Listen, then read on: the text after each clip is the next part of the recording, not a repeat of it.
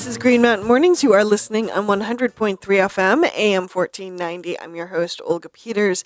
22 minutes past the top of the hour. I have Chris Mace from The Reformer in the studio with me. Hey there, Chris. Hello. And I want to remind folks that BCTV is here filming this segment of Green Mountain Mornings, and broadcast of Green Mountain Mornings tonight is sponsored by Brattleboro Savings and Loan. So, hey, Chris, you have been keeping an ear to the ground for several months now to find out what the Strolling of the Heifers was going to do now that it's no longer using the retreat grounds. Yep, I've known for a little while now that they weren't going to use the retreat for the Slow Living Summit after the parade, where the cows go and there's some activities and speakers and food. So we've been kind of waiting to hear where the new venues are going to be, and we just kind of figured it out last week. They're still going to use the Brattleboro Common right next to the retreat area, and then they're going to use a law office across the street.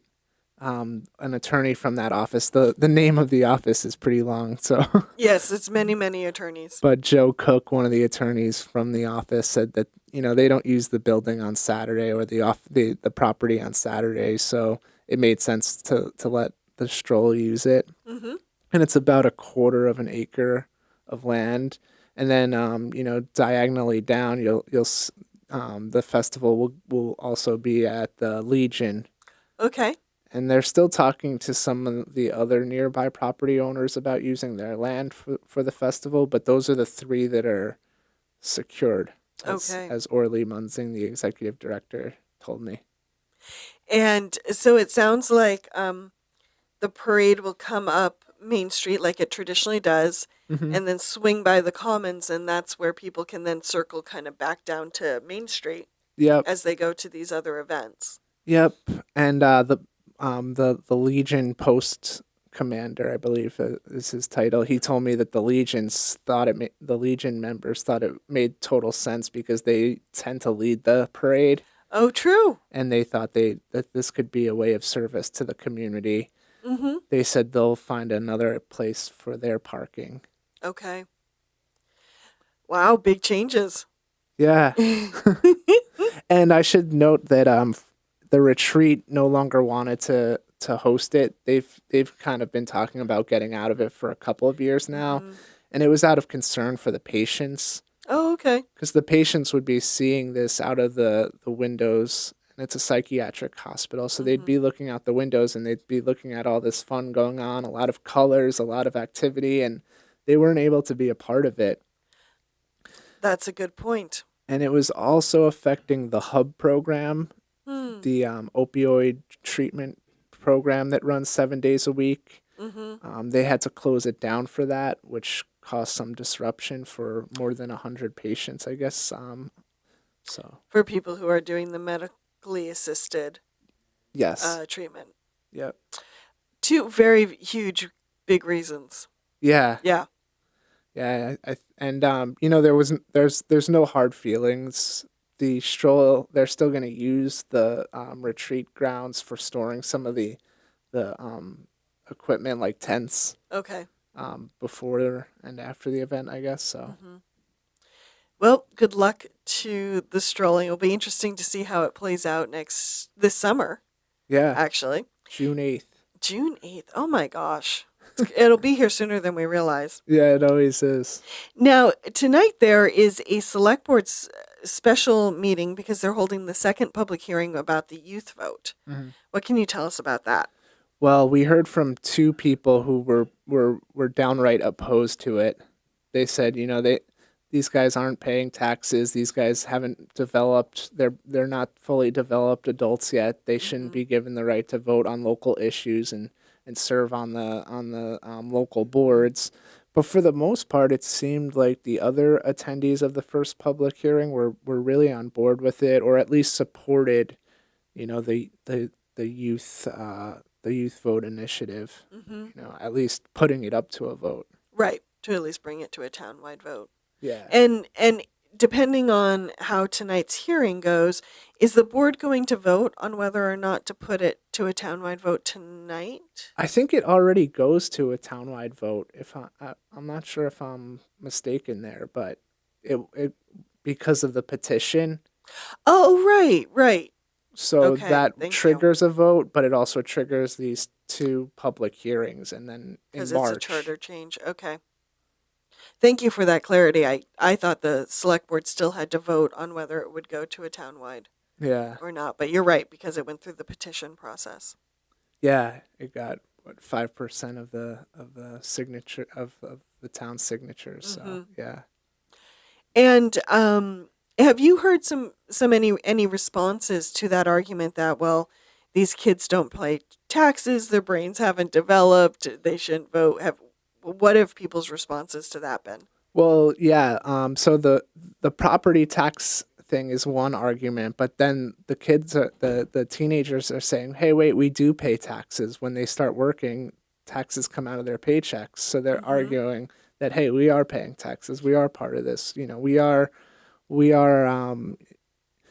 we should be involved in this process. We're talking about roads and school buildings and all that stuff, and that all affects us too." So Hmm. so you heard from them too. Well, and school is a very big point because that's a huge part of their life. Yeah. And any other thoughts? Oh, what about the panhandling ordinance? It sounds like people are pretty happy to have it taken off the books. What's the next step for that? There's one more public hearing which is going to be next week, Okay. and then it should be coming out off the books. Yeah. And I didn't hear from anybody who thought it should stay Yeah, on. I haven't heard anyone either. It was just kind of some people thought, that panhandling needed to be addressed in maybe a tougher way. Hmm. But not necessarily to the point of having an ordinance. Yeah. Everyone could agree that was unconstitutional. We heard from the town attorney and the police chief, who were both very they both said this needs to come off now. Mhm. Chris Mays and I will return after the break. Hey there, beautiful people. We are back. This is Green Mountain Mornings on 100.3 FM, AM 1490. I'm Olga Peters, your host, and welcome back to my guest, Chris Mays from The Reformer. Hey there, Chris. Hey, thank you. uh, let's talk about some parents' reaction to changes happening in the West River Valley for sixth grade students. Yeah. It's kind of weedy here. Yeah, a little bit. So there's a board that governs the schools in the West River Valley, Townsend, Jamaica, Newbrook, and Leland and Gray. And the board has approved a plan that will put sixth graders from those elementary schools into the middle and high school at Leland and Gray. Mm-hmm. And so I met with a group of parents who they were very upset. I said that in my article, and they are just they cannot believe what's happening. They've submitted a petition to ask the board to consider reversing their decision because this will begin this next coming school year. So September 2019. yeah, Okay. And this change that the board made was in response to the merging process, Act 46 merger, that these towns approved earlier this year. yeah. It's supposed to go into effect July 20. 2019, Yeah. yeah. So they're trying to figure out what ways to increase opportunities for students. So school officials think that this will help. This Hmm. will give kids more programs. It will also get them ready for high school and how you're dealing with multiple teachers rather than one or two. Hmm. And they said there's different reports out there saying it's good. Some say it's bad. So the verdict is still out. And the parents, that's part of the parents' argument. They're saying, well, you're not proving that it's good financially, emotionally, and academically. So why are we doing this, and why are we doing it so soon? And Yeah, so that's pretty much the gist of what I heard from parents. There were also concerns about sports. S- Okay. So sixth graders would now be playing on teams with seventh and eighth graders. Uh-huh. So they'd be 10-year-olds playing with maybe 14-year-olds who are developed. And one of the parents said, this is a time when the kids should be learning the fundamentals of the sports. And so they should be top dog rather than sitting on the bench. And Mhm. so, yeah, there's a lot to consider. And of course, there's the whole sixth graders being in the same building as seniors, Mhm. 18-year-olds. And school officials are saying the top floor, known as the A level at Leland and Gray, will pretty much be designated for the sixth graders, Okay. except because of the way the building is organized, there's no way to entirely separate them throughout the whole day. Hmm. So they will have contact with the older kids Mhm. in different ways, but it will be limited according to the plan. Okay, interesting. Now, all these elementary schools currently have their own 6th grade classes. Yes.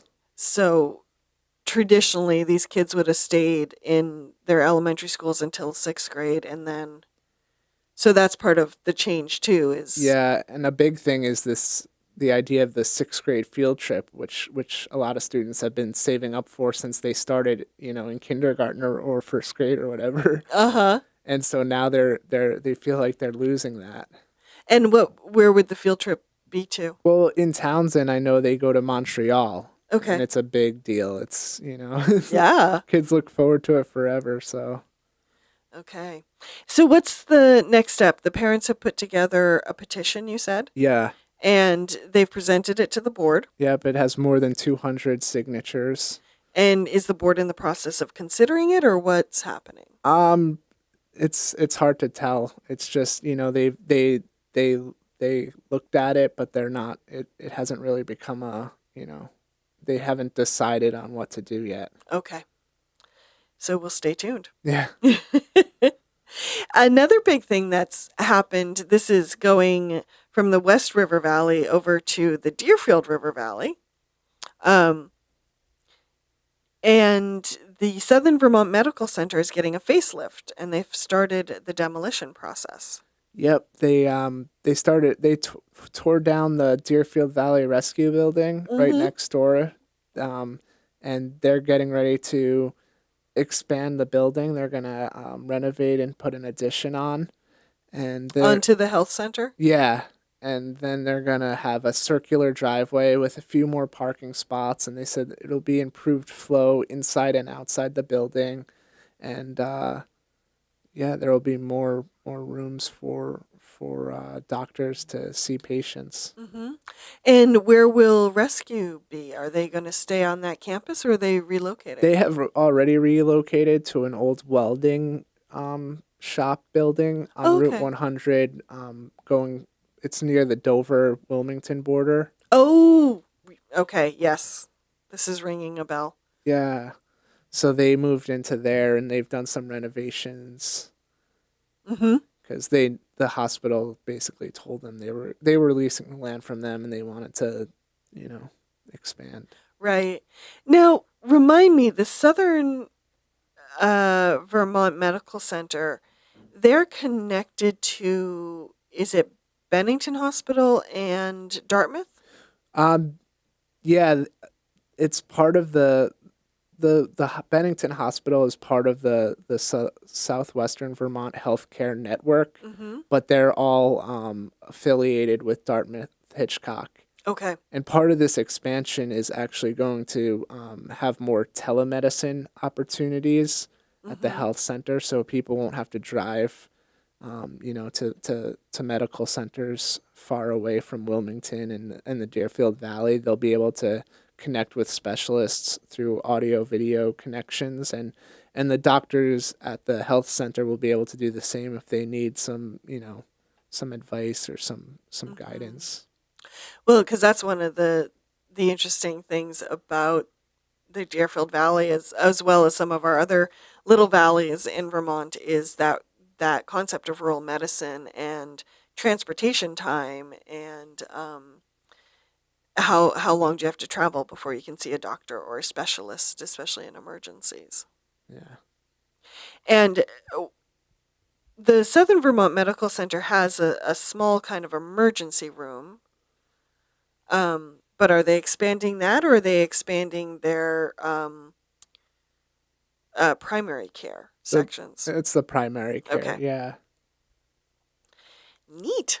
And Yeah. when will this work be done? They're hoping to have a ribbon cutting ceremony next October. Okay, so we've got almost a year. Yeah. Tell me, what is happening with the Hermitage Club? They were seeking an extension to a permit. Yeah. They got approval for this condo hotel in 2015. Mm-hmm. The permit expired in 2017. They got an extension of the permit for one more year. That expired. They haven't done any of the work, so they were seeking for 2 more years. They said we need that much time because we need to get the Act 250 permit from the state. But they're also saying it's very important for their loan. They're looking to get a $30 million loan, Wow. and they said that this is a big piece of that. So it's kind of important to getting that funding. Mm-hmm. And they said it needs to be done because they looked at other resorts and how they stay financially feasible through the off seasons. Right. And they said that this hotel will be used for conferences, weddings, and similar events, and that will kind of keep them alive during those slower months. Well, that is one of the big things about the ski industry is, yeah, how do you make it a four season? Yeah. Yeah. So one thing I'm confused about, I don't know if you have the answer to this or not, Chris, but I know the Hermitage Club is a members resort and it does base some of its income off of yearly memberships. Hmm. But it sounds like something like this hotel would be open to non-members. Yeah. So then what's the benefit to members? Or is the hotel only open to certain parts of the club or Well, I think members would have rights. They would have a certain kind of membership that would allow them, rights to go into one of the rooms or the condo units. Mhm. But there would also, on any given weekend or week, there would be spaces left for conferences or other groups. Gotcha. I think that conferences and other company function type things would be during the week maybe, and members would be on the weekend, stuff like that. Okay. And the weddings would be in advance. Of weddings and events would be in advance, so they'd be able to reserve those rooms, and that's just from just what I would how I think it would run. What you've kind of gathered Yeah. listening to this whole discussion. Now, the Hermitage Club went before the Wilmington DRB. Hmm. And what was some of the feedback they received when they asked for the extension? They didn't get too much feedback from the DRB. It's a little different than in Brattleboro. They don't really give you a sense of how what they're going to do necessarily. Mm-hmm. But they did hear from the fire chief and the assistant fire chief who want to take another look at an agreement they struck with the Hermitage. The Hermitage agreed that they would help fund a new ladder truck and build a garage to keep it in. Oh, okay. And so the fire chief, who he just was hired, I think, within the last year, he says they can't find the agreement, and there were parts of the agreement they were unclear about, so they want to take a fresh look at it under his leadership. Mm-hmm. So that will be an interesting thing to sort of watch as this plays out. Mm-hmm. And yeah, I can imagine, especially with all the different legal loops that the Hermitage Club has gone through lately, uh, a fire truck would be very easy to lose in all that. Yeah. Now, what about did the board make any kind of ruling? No, they have 45 days to issue a decision, Mm-hmm. and they usually take some time to do it. They did mention that the last time they extended the permit, they did so because, for the same reason that it was financially strapped. The Mm-hmm. company said they were financially strapped, but they wanted to be mindful that the ordinances have changed, and so buildings that high aren't necessarily allowed Oh, right okay. now. So I think they have to kind of weigh those things right now and Huh. see what where they land. So, the ordinances in the town or the state have changed. Town. Okay. So, how many stories did the Hermitage want, and how many are they allowed now? I'm not sure exactly how much they're allowed now. It's it's 79 feet tall, the project, and I Mm-hmm. think it's slightly less what's allowed. Okay. Yeah. How about other aspects of the Hermitage Club? Because you had been following a number of court cases, and there was a receiver, and there was uh, the new real estate company coming in. Have those ties been kind of shored up, or? No, not really. Yeah, last week I was in court for a case where a consultant group was seeking money owed because they helped recruit an executive who's no longer there and they haven't been paid for it. And one of the constables was sick, so they delayed the hearing. They're going to have it at another time because the Hermitage didn't have enough time to respond. Okay. But in other cases involving similar type things, there hasn't been an attorney to show up and represent them. Hmm. So that's going on, and they're still hopeful of opening in December. Um, they s- they kind of talked about that at the hearing. The receiver controls the assets, but Jim Barnes still owns and pretty much operates, what's going on right now, which is Mm-hmm. very little because of the receivership and the foreclosure. Okay. But he's basically behind the scenes trying to get it up and running again. Right. And so there's this talk of this $30 million loan. They haven't really named the lender yet, Mm-hmm. but they're still talking to members in emails about the prospect of opening in December and what programs they're going to offer. They said they're not going to have the guys who come over, the guys and girls who come over and work on visas. Mm-hmm. They're not going to do that anymore. They're going to try to just hire local people. Okay. And so they're talking about starting up the same kind of race and development programs for skiers and snowboarders that they've had in the past. Mm-hmm. But on the other end of it, we've checked in with the receiver, and he says that they haven't been running or maintaining the lifts, Mm. which probably should have been done by now if they want to open by December. Mm-hmm. So there's a hearing at the end of the month, and they're going to talk about the receiver reports, and it's going to have the bank, the Berkshire Bank, and Hermitage Club in the same room again. So kind of anxiously awaiting. Okay, that's kind of sounds like the next big step. Yeah, it will be, and we're supposed to hear about this loan. I think it's on this by the 17th. Okay. So then they'll have some time to get the terms to that for that together, and then talk about that in court. I think. Chris Mays from The Reformer, thank you for coming in today. Yeah, thanks for having me.